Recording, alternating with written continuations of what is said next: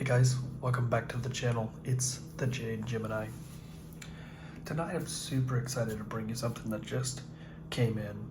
And this is kind of hot off the press, so I'm really excited to kind of bring it to you.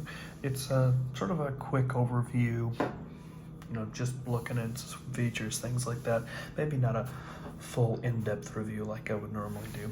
So just going and jumping right in today, we're actually going to be taking a look at the Civivi Relic, and also kind of talking about why this could possibly be Cedric and Ada's Uncle Randy.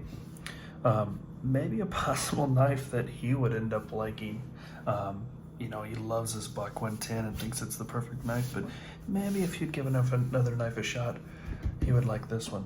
But before we get into that, let's get a size overview out of the way. First knife that is very similar in size is the Benchmade Griptilian, and in this case the Ritter Hogue, which, as you can see, blade length is almost identical at about 3.5 inches. A little less cutting edge here, but it's about identical. And then also, lengthwise, you're getting a similar knife. So this is something kind of interesting as well about this knife is size. I'm used to Civivis being a little smaller, something like the Elementum, something like the Baby Banter, something like the Pintail, right? These knives are all pretty small, and this is actually like a full-on knife, right? Full-size knife instead of being a compact. And here's the pair of three. Also getting sort of a thickness out of the way of the knives. This knife is actually really thin, just about as thin as the Elementum, which is something we'll probably talk about that knife a pretty good amount in this review. Let's also look at the, I don't know if it's just the chamfered corners, but I would say that this knife definitely has a slicier tip. But I would say it looks like throughout the whole knife, this is a little bit of a thicker blade. So, also thickness out of the way, we can see that this is mildly thicker than the pair 3, and also that means the PM2, but it is kind of shouldered all the way around the knife. Yeah, cool. Okay, so that's sort of those things out of the way. So first we're going to get into some just observations I see that I like, and just sort of end up going through some things here. So I ended up going into getting this knife, ended up going ahead and picking up. When I saw it, I really liked the way the knife looked. I'm not a huge fan of this style of knife with this sort of drop point hunter style, right? It's either something that on certain knives it can be too aggressive and I don't like it, where it like has a really big swoop, but in this knife it just sort of has a old style look. Kind of reminds me of a Navy Mark II, like we also talked about the Buck 110, especially with this nice flat here, this nice wedge that comes down to this tip that is ultra fine. And that's the first thing, is just the thinness of this thing is unimaginable. It also has a very high grind. It does look like that it is just a full flat grind, not a hollow, but it is extremely thin behind the edge here. Almost reminds me of how something like the Sebenza is, where it's very thin. The Sebenza actually gets thin and then swells at the end, so as you sharpen it, it keeps that geometry of the thinness. Also like the blade, that it really doesn't have a smile here. I mean, right there, just right there, it has a smile, but the rest of it is completely, as it should be. So just hitting that with a stone a couple times, and it would be perfect. So that's awesome to go in and see. Also just sort of the normalities. Centering is dead in the middle. The next thing that I noticed, just this, again, knife is unlubed, untuned, and just the action is insane. One, that right there, that little bit is off the D10. No double detinting or anything like that. And then the smoothness of this guy is just ridiculous. And like I said, it has not been broken in. Just unreal how insanely smooth it is. Just a fun action. It sort of also is a flipper tab, the sort of same style as you would find with an Elementum, right? The next thing is these handles. I really, really like them. They're extremely tacky, unlike the a lot of micarta that I've had, and also the Riot made Pena, which has this sort of smooth, luxurious micarta. This is much more like jeans, and it is so insanely grippy, which I've never had micarta that is this grippy. You know, things like the like for example the Giant Mouse. What's their big one? Grand. That doesn't have tacky micarta like that. It's just sort of that traditional micarta, the micarta that I've felt on like Sabenza, just all the different micartas I've felt. I've sort of felt somewhat similar. Some are a little bit, you know, more clothy. Some are a little bit more, feel like they're like sealed up with wax. This is like extremely tacky. I really like that. They've also sort of, I don't know, waxed or heat pressed the edges so it doesn't sort of fray, but this part is still left. So that is really, really nice. Of course, you get sort of the standard Civivi hardware. You get a really deep clip that puts this directly unseeable in the pocket, which is absolutely great. You also have the big beefy standoffs instead of the small ones that are on the Elementum that come on something like your Banter, which also kind of comparing to that, this feels solid. One thing about the Elementum that I always felt when I had the version that was from Blade HQ that was this sort of same color, dark green micarta, is that the knife itself felt really kind of flexible, and even though it felt like a lightweight small cutter, it didn't feel like it was a working knife. This definitely, although it flexes, it feels sturdy.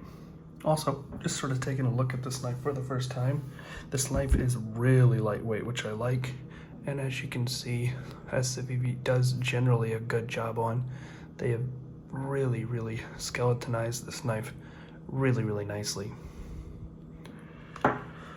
Like I said, action, I would not be surprised after I oil this and, you know, flip it over 1,000 times or so and it wears in, that this is a drop shut action or close to it after some adjustment and some oil. And even if it's not, I mean, the action is just so insanely smooth. This is like how my Hinderer, my $425 Hinderer that I had, felt like. Sorry, I keep fanning this micarta to try and dry it off because it does soak up some liquid, which is something that the Elementum did. When you would sweat, it would get really dark, soaking up that liquid, and then, you know, if you put it under a fan or something like that. But yeah, I mean, just action-wise, this is great. The way that it you barely move it and it gets off that detent ball ramp, and so all of this is able to, you know, be sort of letting it go. Also, if you just take the knife and do like that, I was playing around with it, and you can almost like sort of guillotine. It's kind of hard to do under camera because, you know, you gotta, yeah, like that, where it was almost gone like 75% of the way. Just a really fun knife to sort of toy around with. The action's amazing. Also, I really, really like the fact that this has a little bit more of a simple design, kind of like the Baby Banter. This straight edge, sort of rounded back, this flat back, and then this just sort of simple curve, right? With a little bit of a swell in the end. Really makes this, give you some ergonomic freedom on this, whether you're doing sort of a stab and draw, or you're doing sort of a push cut, right? Even if you hold it like this, a lot of knives, you know, you cannot hold like this. It doesn't feel comfortable. This is completely fine because, again, there's not really much going on. Also, you can choke up in this area that's sort of squared off like a choil, and honestly, that is not digging into your finger at all. You can, I would viably say this is a forward choil, right, for a lot of good detail work. And back to my sort of point with Uncle Randy, I feel like this is sort of like a modern, this is really, okay, two things, frames of mind right here. The first one is I feel like this knife, a lot of people will sleep on this because they will think it's a gimmick knife because it has a party trick, which I'll talk about in a second.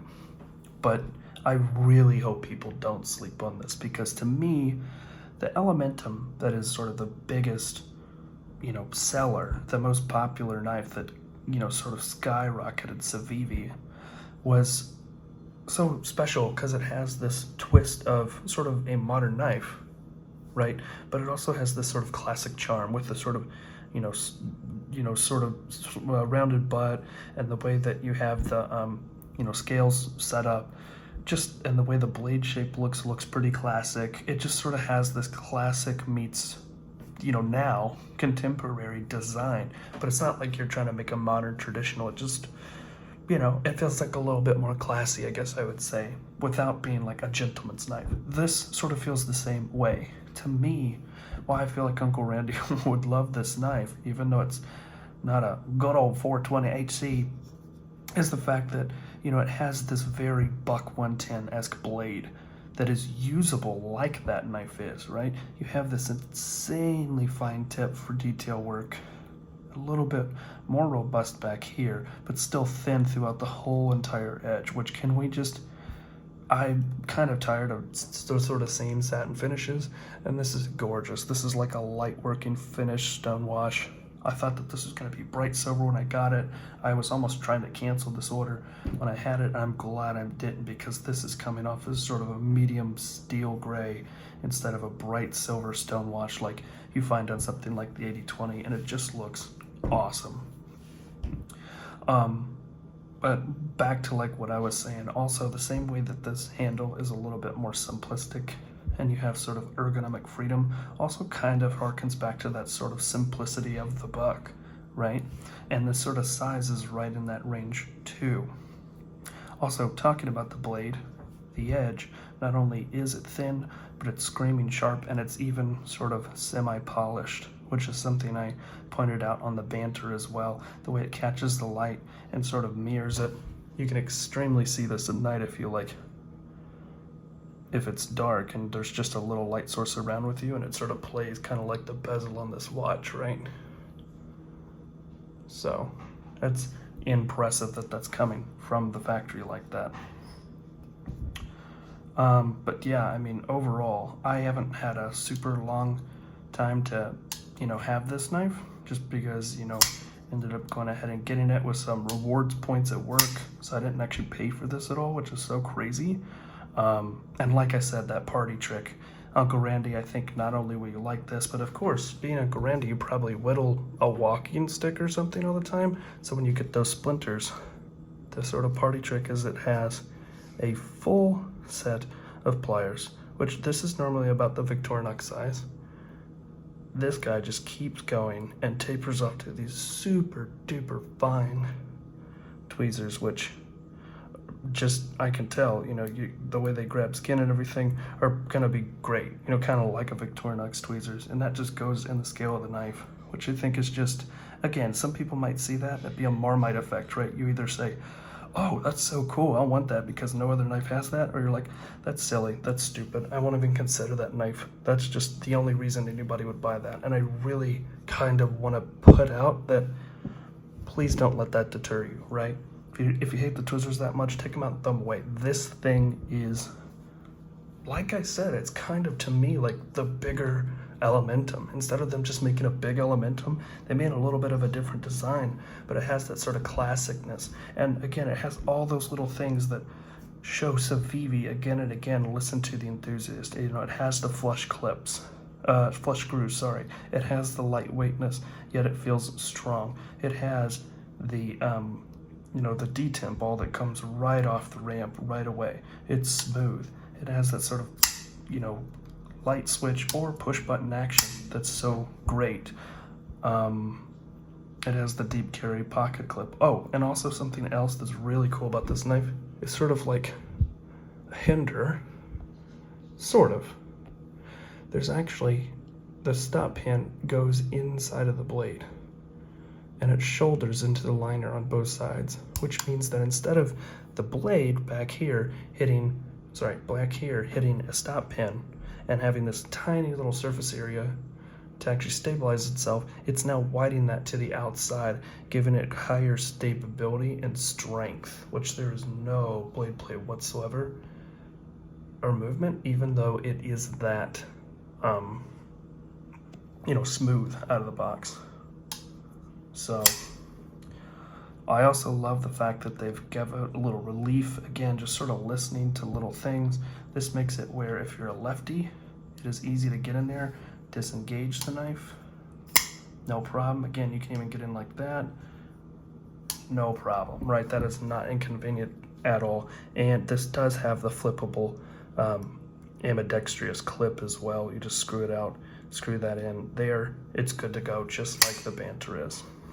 So that is a sort of quick little overview, first impressions, and why I think Uncle Randy, even though this isn't the classic old buck, if you were going to pick any knife, that sort of embodied the value of the buck does, and everything like that. Oh, also, love the steel.